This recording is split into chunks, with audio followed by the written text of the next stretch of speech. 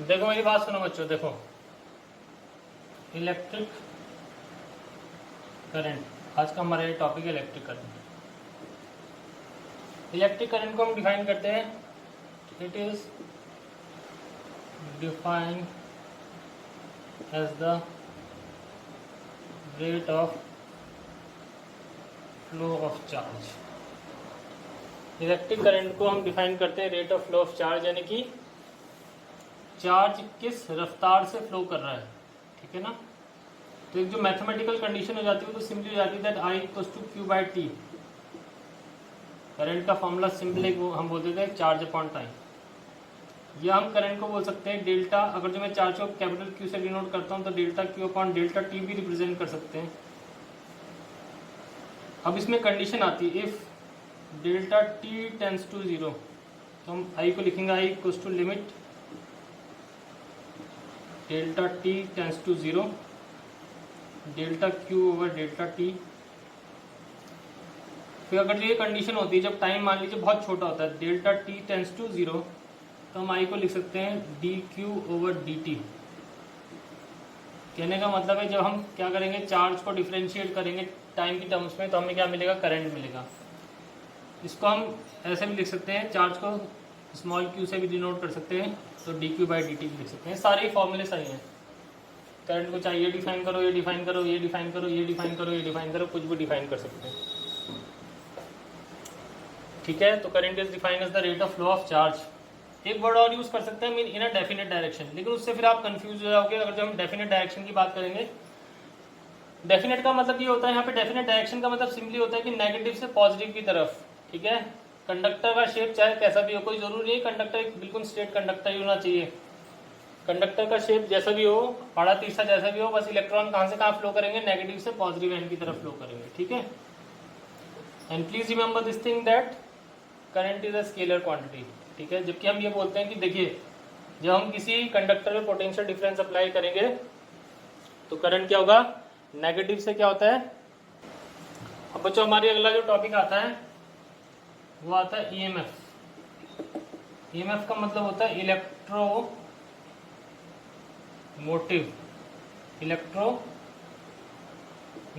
Force, okay. Electromotive force का मतलब होता है बच्चों कि देखिए जैसे मान लीजिए ये हमारे पास, मैं कहता हूँ ये हमारे पास एक इलेक्ट्रोकेमिकल सेल है, ठीक है। ये कोई इलेक्ट्रोकेमिकल सेल है हमारे पास। इस इलेक्ट्रोकेमिकल सेल में क्या होता है, हमारे पास इलेक्ट्रोलाइट होता है,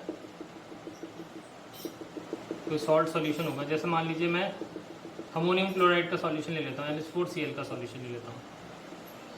अब हमारे पास एक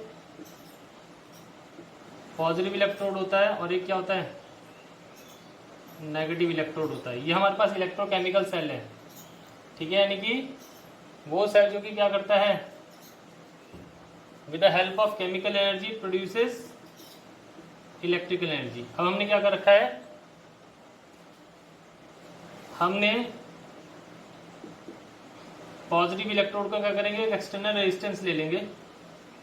उस एक्सटर्नल रेजिस्टेंस के एक एंड को हम पॉजिटिव से जोड़ देंगे और एक एंड को हम क्या कर देंगे, नेगेटिव से जोड़ देंगे, ठीक है। एक एंड को हम जब पॉजिटिव से जोड़ेंगे और एक एंड को हम नेगेटिव से जोड़ेंगे तो क्या होगा, जो इलेक्ट्रॉन्स फ्लो करेंगे एक्सटर्नल सर्किट में इस वायर में, the electrons which will going to flow in the wire, इस वायर में जो इलेक्ट्रॉन फ्लो करेंगे वो करेंगे नेगेटिव टर्मिनल से पॉजिटिव टर्मिनल की तरफ फ्लो करेंगे। याद रखना, वायर में जो भी वायर होगी उसमें इलेक्ट्रॉन नेगेटिव से पॉजिटिव की तरफ फ्लो करेंगे। लेकिन मैंने बोला ये जो हमारे पास ये कंडक्टिंग लिक्विड है, ये जो लिक्विड है, याद रखना इस लिक्विड से हम करंट प्रोड्यूस कर रहे हैं, ठीक है ना।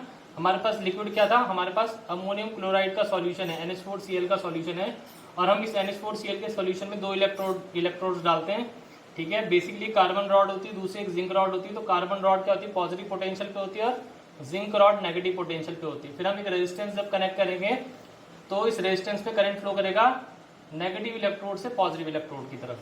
तो ईएमएफ का मतलब होता है, सपोज मैं कहता हूं कि इस नेगेटिव इलेक्ट्रोड से कोई आयन चलना, कोई चार्ज पार्टिकल चलना शुरू हुआ, वो इस नेगेटिव इलेक्ट्रोड में जाएगा, फिर इस नेगेटिव इलेक्ट्रोड से इस वायर में जाएगा, फिर इस वायर से इस पॉजिटिव इलेक्ट्रोड में जाएगा और इस पॉजिटिव इलेक्ट्रोड के बाद वापस इस पॉइंट पे आ जाएगा।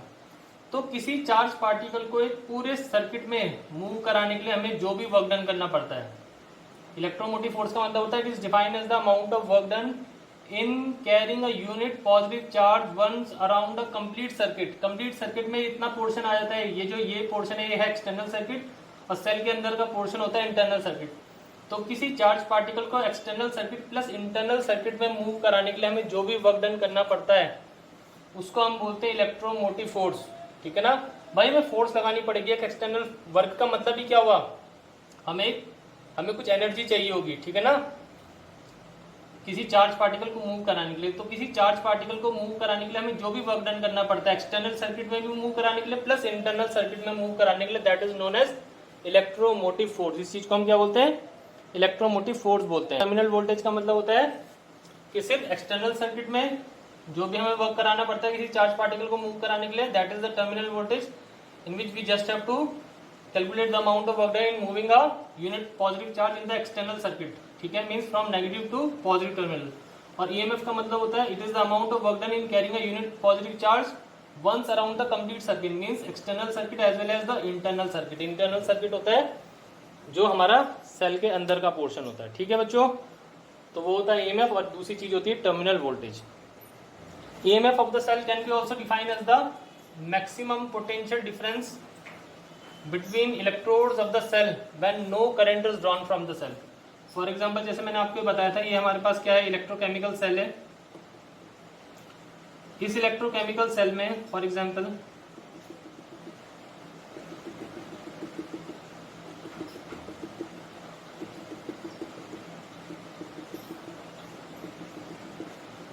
इस इलेक्ट्रोकेमिकल सेल में मान लीजिए ये हमारे पास पॉजिटिव इलेक्ट्रोड है। जैसे मान लीजिए NH4Cl का हमारे पास क्या होता है, सॉल्यूशन होता है, सॉल्ट का सॉल्यूशन होता है। ये सेल हम लैब में भी बना सकते हैं बहुत इजीली। ठीक है, मैं आपको लैब में बना के दिखा दूंगा जब स्कूल खुलेंगे। तो इसमें मैंने बोला एक कार्बन रॉड होती है, हमारे पास जिंक रॉड होती है। कार्बन रॉड पॉजिटिव इलेक्ट्रोड होता है, जिंक रॉड नेगेटिव। अब सपोज हमने क्या कर दिया,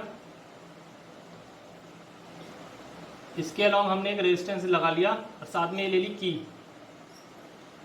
ठीक है, तो ये हमारे पास की है। अभी की क्या है, ओपन है। ये की क्या है, ओपन है। ओपन का मतलब कि जो करंट होगा, करंट फ्लो नहीं करेगा, पॉजिटिव से नेगेटिव की तरफ करंट फ्लो नहीं करेगा। याद रखना, करंट पॉजिटिव से नेगेटिव फ्लो करता है और इलेक्ट्रॉन नेगेटिव से पॉजिटिव फ्लो करते हैं एक्सटर्नल सर्किट में। मान लीजिए ये है ए पॉइंट और बी पॉइंट। तो अभी मैंने की को ओपन कर रखा है। ओपन मतलब अभी सर्किट में कर मीन्स की को क्लोज करने का मतलब होता है सर्किट को ऑन करना, और ओपन का मतलब होता है सर्किट को ऑफ करना। अभी सर्किट ऑफ है तो करंट फ्लो नहीं करेगा एक्सटर्नल सर्किट में। तो इस कंडीशन में क्या होगा, जो इलेक्ट्रोड्स के बीच में, जो पॉजिटिव इलेक्ट्रोड और नेगेटिव इलेक्ट्रोड के बीच में जो मैक्सिमम पोटेंशियल डिफरेंस होता है उसको ईएमएफ बोलते हैं। ईएमएफ को हम ये भी डिफाइन कर सकते हैं, it is the maximum potential difference between the electrodes